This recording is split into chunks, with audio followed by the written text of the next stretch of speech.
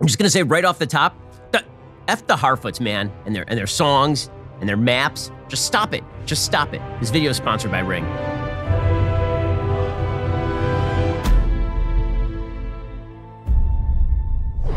Alrighty, so nothing happened in this episode. Just gonna say it right off, nothing happened. We had some momentum going. There are like a couple of things that happened in this episode that are kind of interesting.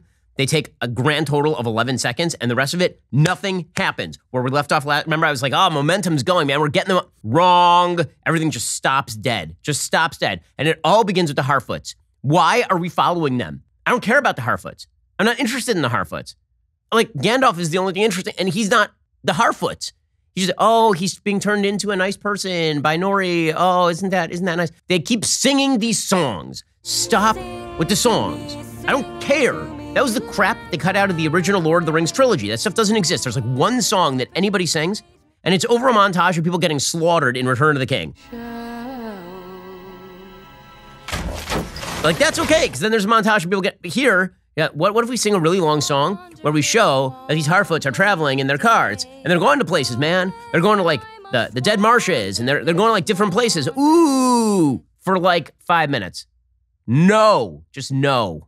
So then I actually started to get excited because the Harfoots wander into this forest and the wolves are coming at them like, yes, now's the time. And we'd already seen some scenes in earlier episodes where elves just get disemboweled by one of the wargs. You know, are they going to do it, man? Would they disembowel? What? No, of course they're not going to disembowel the Harfoots. They have Gandalf save them. He's going to use his magic Marvel power where he hits the ground and boom. Like, it's the same power that they use in every Marvel movie where somebody jumps out of a third-story window and lands with the hero land and here's Gandalf saving them. He's gonna do the hitting the ground thing here. Like, this is literally every Marvel movie. Here we go.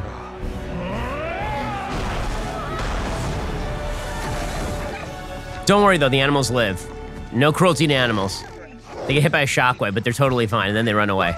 And I'm just gonna point out here that then Nuri does the stupidest thing in the history of the world. Right? Gandalf is like, man, my arm hurts. This sucks. My arm really hurts. I need to ice this thing. So he goes over and he puts his hand in the water and he's icing it, you know, like you should. Like, look at this. And she's like, oh, look, he's putting in the ice is going on his arm. Okay, well, this is actually a good strategy for healing your arm, right? He's like, what I do when my kid bumps her head, you put some ice on it. And she's like, wow, it's like Shaq for icy hot. What? Why would you do that?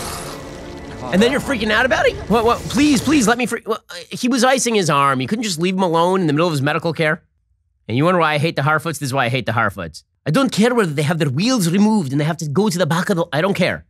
Don't care. Now, you move to the part in Numenor. Okay, now, Numenor storyline. Last time, when we left our story, they were about to leave Numenor to go to Middle-earth. Right? That's where we left our last episode. And yet here we are in Numenor, still deciding whether to go to Middle-earth. Why? We already know. Galadriel has already made a deal with Muriel. She's already talked with Halbrand. They're ready to go. Great, let's go. Wrong. Full episode of them talking about something we already know they're going to do. And they talk around tables. That's the important thing. There are a lot of tables in this episode. It's like hot talk on The View with Whoopi Goldberg. They're just always talking about, like, look, let's talk over this table. And now we have another conversation. Oh, look, a map on a table. Here's another table with some maps. Like, is this all people do for fun here in Numenor? Also, we have this big conversation that happens between the dwarves and we'll get to the dwarves and the elves in a second. Look, more maps and more tables. How exciting. And yet another one. And we'll even carry a table. Well, folks, it's a busy time of year for me. I've been traveling across the land on a cart pushed by a giant wizard, but I can rest easy when I'm not at my house because I've got the protection of Ring Alarm while I'm away from home. Now, I know what you're thinking. Ring, like as in the ring? No, I mean Ring Alarm. Ring makes an alarm. Ring Alarm is an award-winning home security system with available professional monitoring when you subscribe. Best of all, you can easily install it yourself. Ring didn't stop there. They've changed the home security game with Ring Alarm Pro. That's why I've decided to team up with Ring, and when it comes to protecting my home, I've gone pro with Ring Alarm Pro. Ring Alarm Pro is whole home security with available professional monitoring when you subscribe to Ring Protect Pro. Ring Alarm Pro combines a security system with a fast Eero Wi-Fi 6 router for home security and network security all in one device. Plus, with a Ring Protect Pro subscription, which is an amazing deal, by the way, I get professional monitoring for the ultimate peace of mind. If anything happens, professional monitoring will call me and can request emergency services. So, whether I'm across the country or across town, I know everything at home is protected and connected and that it will stay that way. To protect my home, I've gone pro with Ring Alarm Pro. So can you. Learn more at ring.com/Ben Shapiro. That's ring.com/Ben Shapiro. One ring to protect them all. Here's the thing. Nothing happens. Nothing happens. Okay, when last we left, we know that Arundel was about to leave. Isildur was going to somehow get his way on that boat because he's one of the earliest volunteers to get on that boat. And then they're like, well, maybe we won't take him. Oh, no, but we will. And they're like, well, maybe they'll reconsider. Nope, they won't. They will continue to leave. Also, is Halbrand now going to back out? I thought he was in, but now he's out. But now he's in again. And so they leave. Well, at least we got a nice homage to Predator. Son of a... Brotherhood. Done. Plot not forwarded in Numenor. Plot not forwarded in Harfootland. But was the plot forward with Bronwyn and Arondir McElface? The answer, no. We end in exactly the same place we were before. Half the people are ready to fight the orcs, and half the people are not ready to fight the orcs. The only things that happen in this entire episode, that are like literally the only things, are half the people leave the watchtower, and they go to hang out with Adar. And turns out Adar's super mean, not a nice elf, right? You think Adar is Sauron, but he's not Sauron, right? And then because he's not Sauron, he gets pissed when somebody thinks that he is Sauron. You are Sauron, are you not? You suck. I hate Sauron. He's mean. Also, we meet Eminem. Mom spaghetti. So Anatar is actually the angelic form of Sauron revealed. So my theory, which is that Halbrand was Sauron, is apparently incorrect, which is too bad because it's a good theory. But Anatar is the one who actually deceives the elves and convinces them to forge the ring while he is pretending to be an elf, kind of. Apparently, technically, this is not the first time we have seen Anatar on film. Apparently, in Return of the King, there's an outtake where you can actually see Anatar's face before he turns into Sauron. It's like the very, very end of Return of the King. Yeah, there we go. Before he turns into Sauron. Okay, so we've seen him before. Apparently, Anatar looks exactly like a young Eminem. It's his moment. He knows it. He's never going to let it go. There's one shot to... Do not miss your chance to blow. He looks unhappy, like an unhappy person.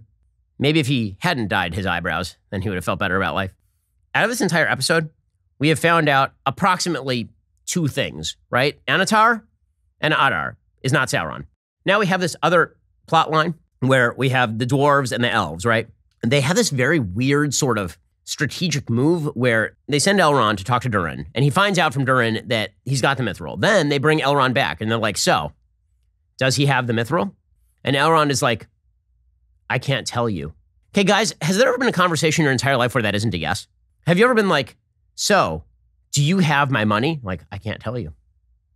Like, we know that he's got the mithril. We know that. And then he goes and he talks to Durin, and he's like, hey, Durin, can you help us out? And Durin's like, yeah, as long as you boost my ego a little bit. Sure, you can have some mithril. It'll save your people. Absolutely, let's do this thing. So we had like that long chain of events. Like, I have a question. They have a pretty good idea that Durin has already found the mithril, right? That's why they sent Elrond in the first place. Why couldn't they have just sent Elrond, who was friends with Durin, to be like, man, I'm so sorry I missed your wedding, which I know you're super pissed about. Also, like, every elf here is going to die unless you help us out, so I'd really appreciate a hand. Instead, we have 3 episodes of misdirection to get to this point. There was a very convenient moment in this episode where Theo, the annoying son of Bronwyn, he is like, hey, you know what I have? He tells the elf this. He's like, you know what I have? I have the hilt of this sword. Check this out. And he's like, oh, I know where I've seen that before. Behold! And he just rips apart some vines. And there, to everyone's shock and consternation, is an actual giant carving in the rock of Sauron standing there with his sword. Was there like a hint to this anywhere before? Or is this how you just do all reveals? Not a thing that's typically happened in my life. Somebody hands me a mysterious object. I'm like, my God, you know what I have right here? And I pull back a curtain. It's just a painting of the thing. Like, is that a thing that routinely happens? Shouldn't you have made a reference to it? Shouldn't somebody earlier on in one of the episodes have been like, man, this is a weird carving here at the Watchtower. I wonder what that means. And then later, he finds the hilt, and Theo's like, oh, no. And then he just goes and tells the elf. Couldn't he have done that? Now, instead, we get the big weird reveal of a thing that I guess is just buried under vines. Also, why does he know that it's buried under the vines? I guess because he's real old or something. Bottom line is this episode is a treadmill. It got us pretty much nowhere. We got a couple of new pieces of information. Speed it up, guys. Speed it up.